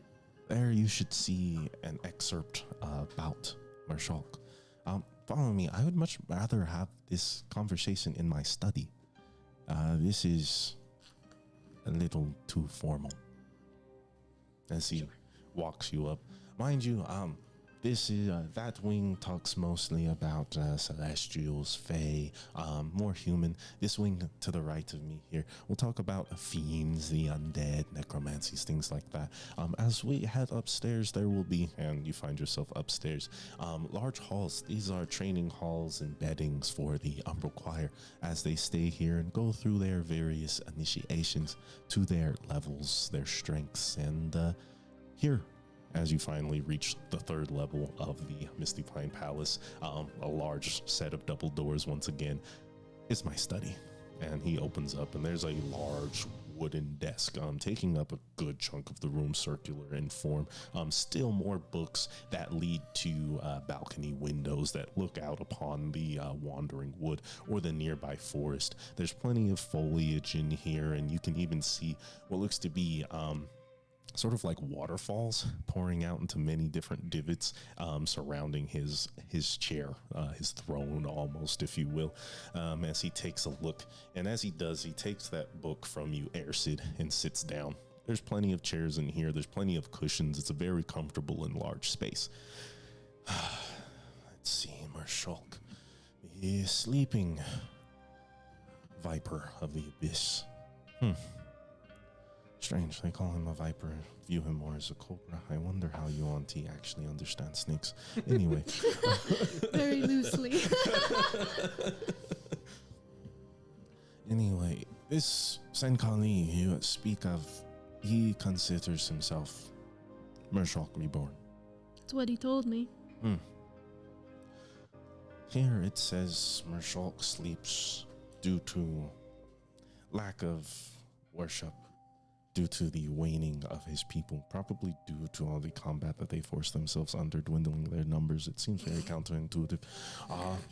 Look, you don't have to tell me. Oh, excuse me.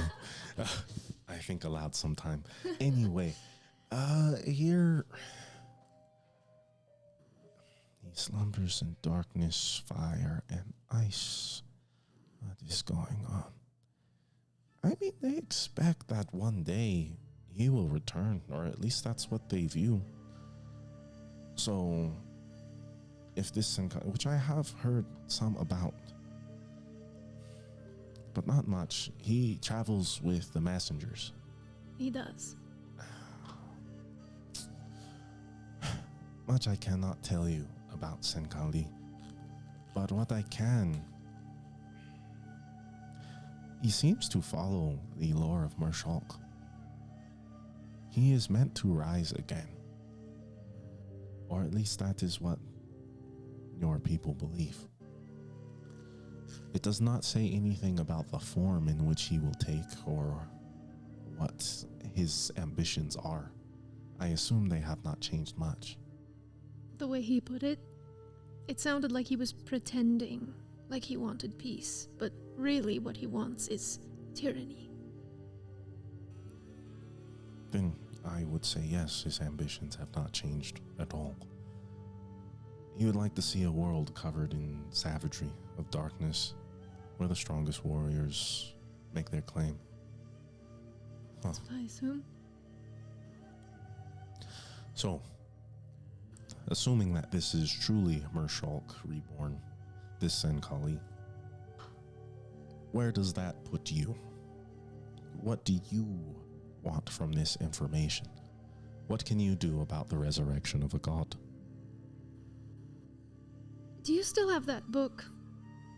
And I'll ask Lucian. That, the one that talks about going to the temple.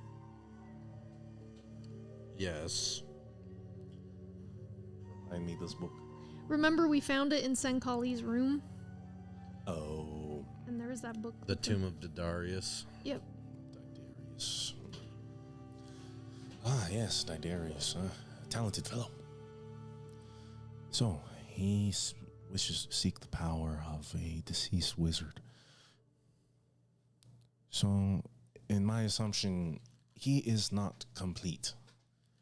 He needs this energy, this magic, these spells, rituals, whatever it may be, to entirely ascend.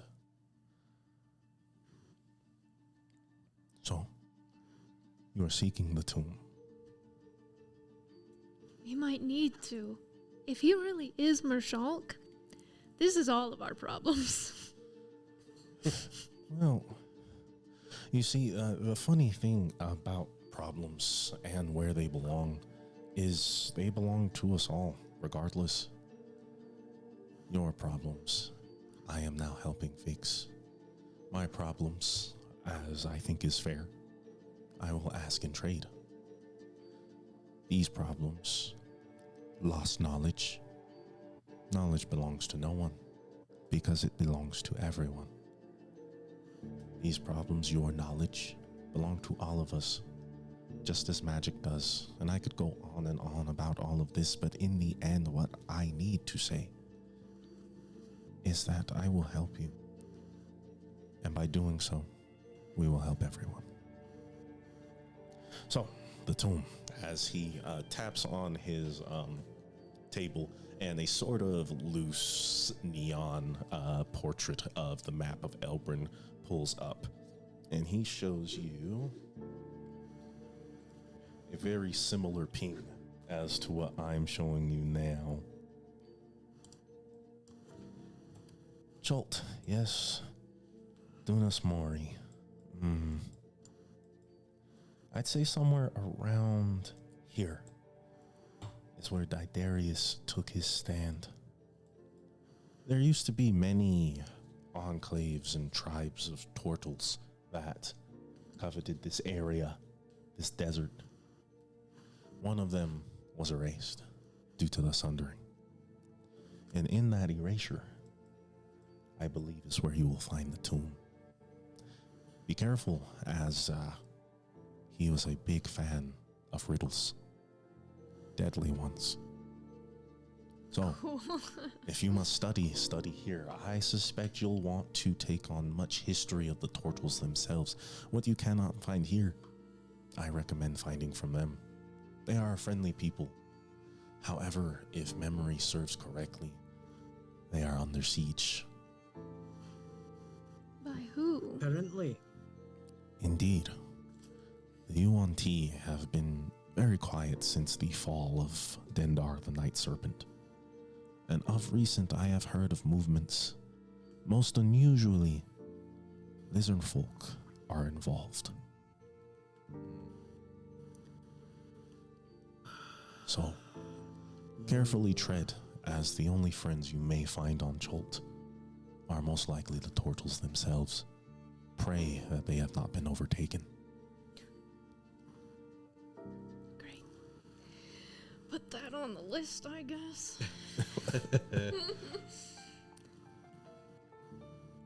So, think What? hard. Oh. Yes, Ersid. no. What do you know of the blue orb?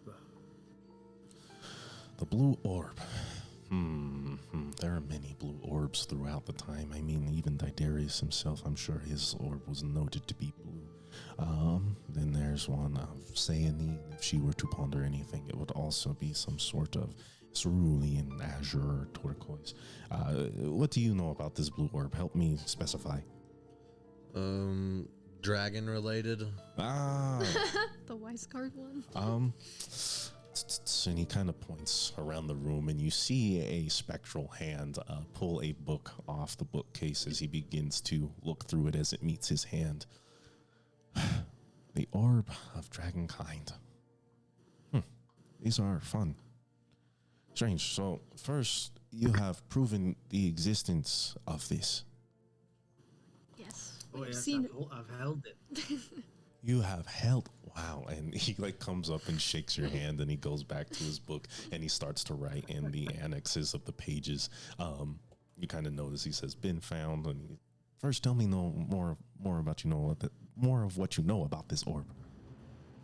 And this spooky, it must be a very imposing piece of knowledge. the dragons need them. The dragons they- need them. Or I the speaker believe does? Well, the speaker would like them. Yeah, and somehow the orbs that we have come into contact have been connected magically with said dragon, like an individual dragon. For example, a friend of ours, perhaps that nunnery had told you about, Kane, had collected the black orb and shared a connection with Igonir, the black dragon. Ignir. Is that specifically who your friend Kane said spoke to him? No. In fact, I do believe, that's a correction. Yeah, it wasn't Igonir, but Igonir wanted the orb. Like, he claimed it as his. Strange. I will say this.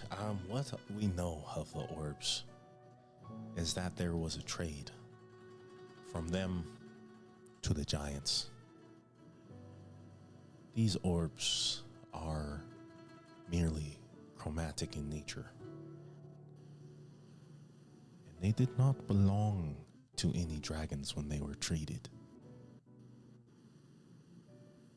They belonged to, at least in this myth, the mother, Tuanu. What do you know about her? What do we know about Tuanu? Let me see. Let me Go ahead and roll for this guy. We'll roll with advantage. This is big stuff. Yeah. Her name. No! My You know brother. her name. Christ. 2 nat ones. Damn. Yo, that sucks. All right. We don't know much about her either. I tried to glean whatever it was I could from the speaker. But he is an elusive one. Yeah. It makes me think that he does not know much himself. I don't think he does. That's the problem. Is they want these Have you met- orbs back. Have you met but the speaker? Yes, indeed I have. I have spoke with him many a time, usually trying to pry knowledge from him, but he says that she will not speak with me, or at least give me the answers that I seek. they want them to summon her back. And would that be such a bad thing? It might be because that's what Sen Kali wants. And so, Senkali, who searches for power seemingly wherever he can find it, you think that it would be against his nature to look for this queen, this mother of dragons? I don't know because I get conflicted information when we speak with the speaker. He says, that Tuanul is the mother and she's peaceful and yada yada yada. So then, In the conflicting legend, information. how is Dendar related to Tuhanul? The only relation between these Yuan Ti gods and dragons is that they are of scaly kind. Hypothetically, is it possible at all that Senkali could use the power of the orbs to resurrect his god Marshall. rather than... But he's the god. Yeah, he's not. Not right now. I have not met this Senkali, so I cannot assuage any doubt here. Nor have I, but I would imagine a god could get things done faster than he could. One who is growing? Who's to say? He sounds like a shit talker to me. All the best gods are. What about Semuanya? Samu Anya. Oh, that is not something I have conversated about in quite a while. The so-called, how do I say this, genderless or extremely gendered deity of the lizard folk. Samuanya was known to have been split, and in that split of Samuanya, there were many births. The Yuan Ti, the Dragonborn, or so they say. So, if we take lizard folklore here and say that one half, the male half of the Yuan Ti of Samuanya being the Dragonborn, and the feminine half being Semuanya, or maybe even flip that since we speak of Tuhanul, the mother of dragons, and this so-called Senkali, resurrected of Mershulk. If this is to be believed, quote unquote, if they were to combine, could they not become this Semuanya? I think that's what he's trying to do. That is a big try. Gods, at least in all the lore I find, are quite prideful. For two very distinct individuals to give up their bodies, even their souls to each other, that cannot be done on a whim. That cannot be done on a hope. Not even a promise. Can it be forced? You would need indescribable power. Orbs. Well, I feel like the Perhaps. resurrection of the Mother of Dragons is pretty indescribable. Indeed. But that is the mother. You think that this same power could force her to bind herself to Senkali? I don't know, Yeah, but I'm sure he's got other plans up his sleeves. This will require further study as far as that goes. I'll be sure to peruse my tomes for anything that I can find. As far as this ideal and maybe preventing such, you will need to visit the tomb. Obviously, there is a power there that we are unaware of. I doubt that one of the orbs exists on Cholt.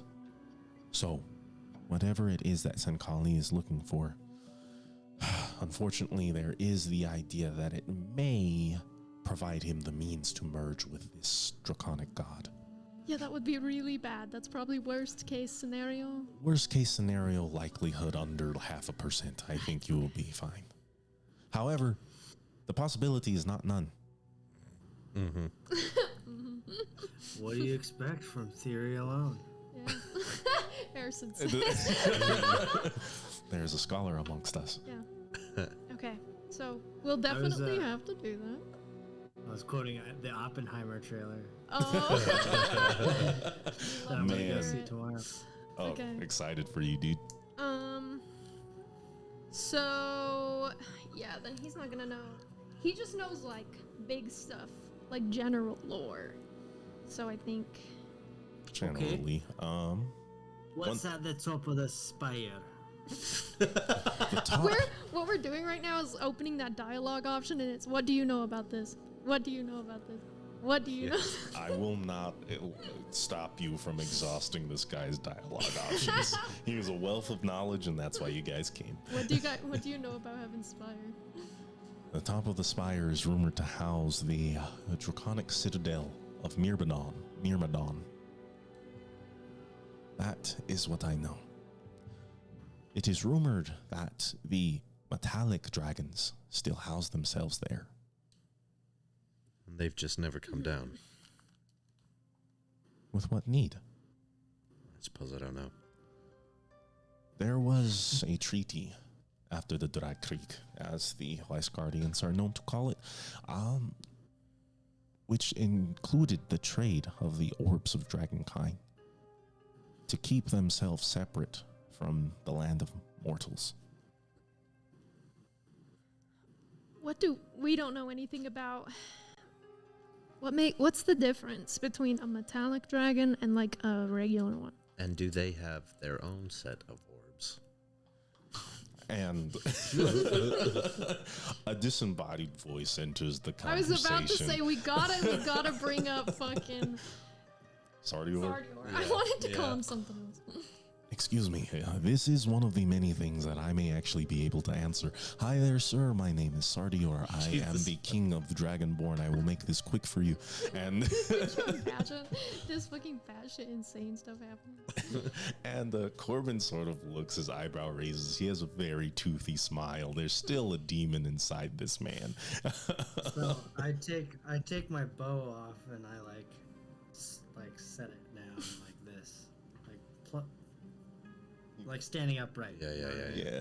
You stand it upright as it faces towards the table, and you can see the gem that houses Sardior pulsing with his voice.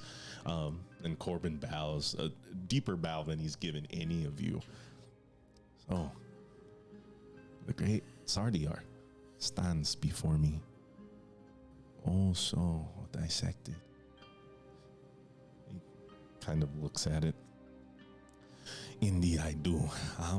It is a charge I have for these three here to hopefully bring me whole, which I believe you can help me with as we search for another piece of myself, which is hopefully housed here in Molitushu.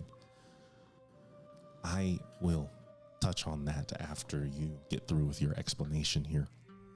And Sardior blinks almost happily. There are 3 types of dragons that exist. One such as myself, who carries the soul of gems. Many of us dawn the universe, not just Elbrun. Our powers, too great. What I can tell you is I am here, and they are elsewhere. Then the chromatic and metallic dragons. Very simple in division, as chromatic are the colors of chroma. Red, blue, black, green, white, then metallic, silver, gold, bronze, copper. Easy enough. And that is all I know. Son of a bitch. Great, good information. Never would have figured that one out on my own. And Corbin laughs. Sardior, if you would allow me to pick up where you have left off. And he blinks in affirmation. There was known to be a war between the metallic and chromatic dragons. That war ended when the Drag Creek ended. Somehow they came to an agreement where they would house themselves in Myrmidon, or so they say.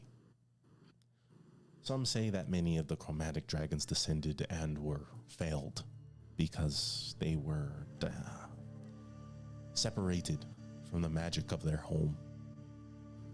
And so the metallics stay at the top of the spire, keeping themselves whole, immortal, if you will. Do we think that that's what the Midnight Carnival is doing? They're trying to ascend. I was just going to ask you, Nerissa, what is it that we thought that they might be doing at the Spire? I suppose if we think of it from just the perspective that they're trying to bring all dragons back, it would behoove them to go up there and see if they can speak to these metallic ones. But it seems to me like they're more focused on gathering these orbs, but from what we heard from the speaker, they're only missing the blue and the white. Do we know where the white one is? So they're only missing the white. Yeah. No, we still got half the blue. Yeah, I guess that's true. Yeah, we do know where the white one is. Your brother has it. Or he knows where it is. It's in the Twilight Vale, right? Yeah. I think. Are you saying that? Yeah, sure, because I was going to ask him about it anyways. Okay. You are very interesting individuals. So, it is true that you tell me you seek these orbs of dragonkind. A quote-unquote nameless god who seems to have a connection to the Yatnar. And not only that, but the mythical Twilight Vale and the peak of Heaven Spire where no man has stepped. He kind of folds his arms and claps and exclaims wildly, "Consider yourself honorary members of the Humble Choir." Okay, cool. That's so funny. You exhaust enough dialogue options and you get an achievement and it's welcome to the club. It's proof I play a lot of Dark Souls. Yeah. So then I raise my empty glass and I say, so does that mean I can get another It is one? bottomless.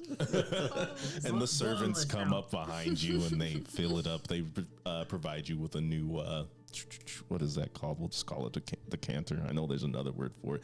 A Yeah. craft. I A look craft, that over is at what it them is. And I go, I'm a black card member now. Does that mean you would like 2 of these, Master Acid? No, that's alright. They're quite strong. This is good. Understood. I'll take 2. Absolutely, Master Double Lucian. fisting in the study. Ooh, they're calling us master now. I don't think they said that before. Oh, they did in Wiseguard before we, fucked that up. If we could actually correct that, these would be our baritones for now. Master is just a formality. You can work yourselves up the ranks if you would like. The more you do for me, the more bestowing you will receive. I will make sure that before the end of our conversation here, or your dismissal from the Misty Pine Palace, provide you with some sort of blessing. Very nice. Okay. So, the Twilight Vale. What is it that you want to know? What's inside? Supposedly, Lenaxis himself And that's the giant that they don't like. It is the Titan who attempted to slay Arthea. But why? Why would he do that? Why? As I have said before, gods are prideful. They do not like to share. Yeah, she slept with someone else. He was Right. upset, yes, about his father's and his mother's so-called infidelity. Oh, okay. And in time, he grew to take his father's side, attempting to kill his own mother. Whoa. What would be the reason for maybe the white orb being in there? It is the Jotnar who are supposed to have received the dragonkind orbs. So one of them to fall with them ensures that they can never be retrieved. Which must be a failsafe quite important to the giants. Likely for good reason. Probably. If even the gods made sure that they could not return, the speaker's movements now become more concerning. That's where we're at. Well, it's not so, like, airtight, because we know some people who are attempting to make their way into the Twilight Vale presently. With a connection to the speaker, I presume. Yes, but the speaker holds his connections very loosely. It seems like he will work with anyone, whether he agrees with them or not, to get these orbs, which I find very strange because the speaker has very strong values of peace. And yet he works with people like the Raskavan, who are turning people into fiends and want to change the world into something like Senkali would like to see it. Seems Maybe like all he's of these... the mindset. Maybe he's of the mindset by any means necessary. Right. It's a means to an end. From what I know of the speaker, he is a true believer in peace. And the peace that he believes in comes from a place of non-contention, of a place of equality. The creatures that he serves are known to be hated and entirely disliked by the general populace of Elbern. They have been put down and oppressed throughout all myths, and until quite recently, believed extinct. I would not be surprised if it is in his nature to stand up for those who seem to stand at the bottom of the pyramid. Taking these ones into his care shows that he is willing to stand for anyone that has been wronged in some sort of way. Or at least that would be the best place for this to come from. And I do believe he speaks from a good place and a good soul. Either that or he is a terrific liar. You're telling me. Look, I believe that too. I believe that he really thinks that what he's doing is the best thing, and maybe to a point it is. I agree with everything that he sees and everything that he stands for.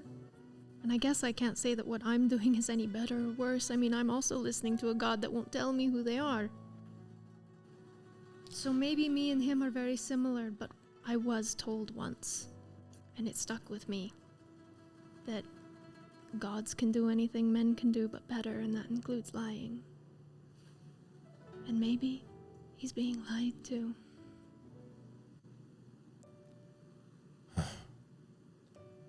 Unfortunately, that is a realization that the speaker will have to come to himself. For someone like you or myself to tell him that he should not trust and the mother he so covets. That would hurt him, and he may divide himself from us, seeing as that we are the same as everyone else who has spoken dragons out of existence. It's a hard thing to. It's a hard line to talk, to walk up one or the other. We haven't been able to really pick, and it's sort of got us in the situation we're in right now. But I still don't want to choose.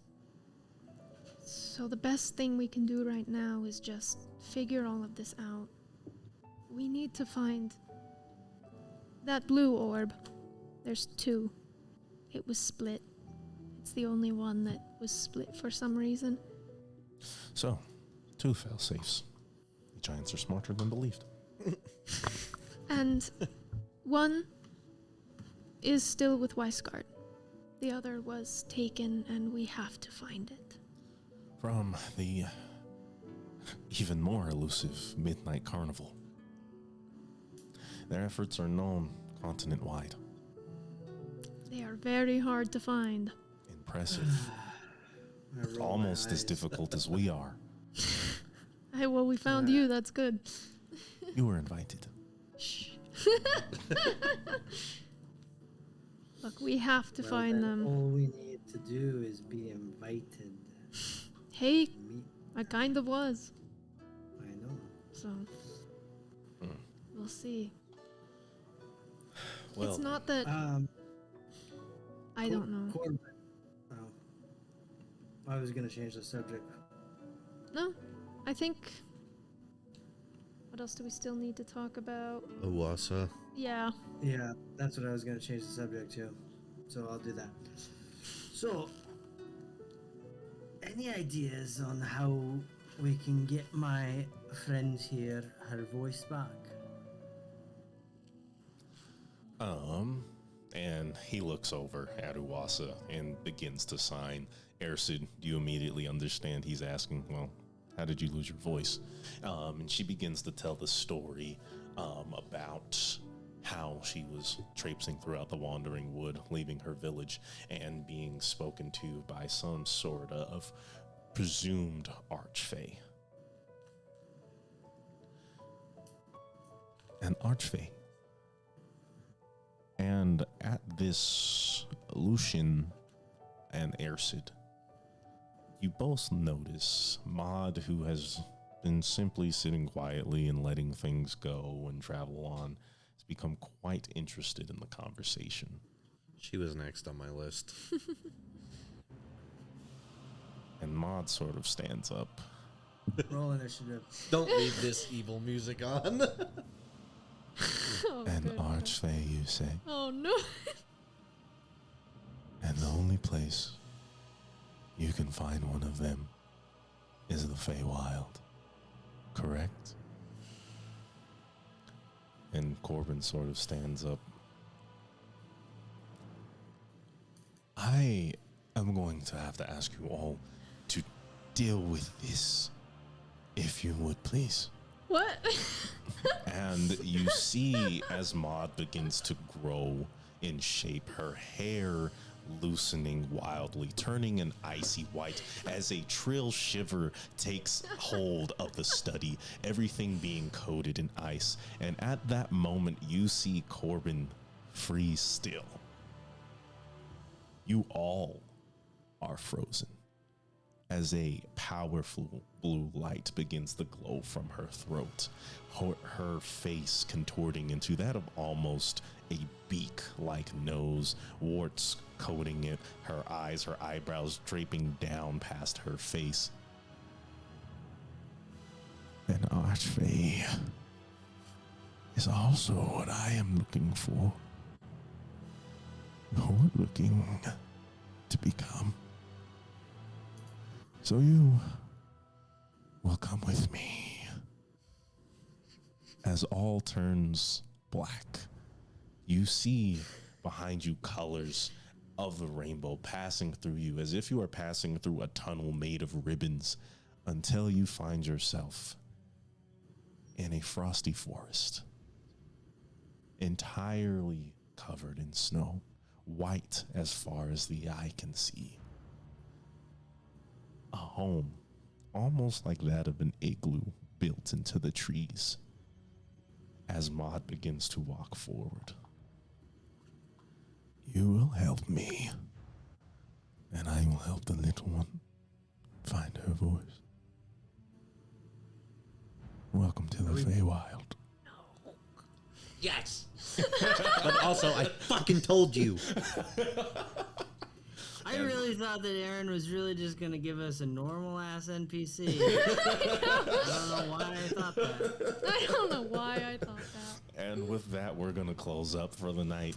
Thanks for joining us today. Had a lot of fun, got a lot of info, and we'll see you guys on Monday. Enjoy your weekends. Great.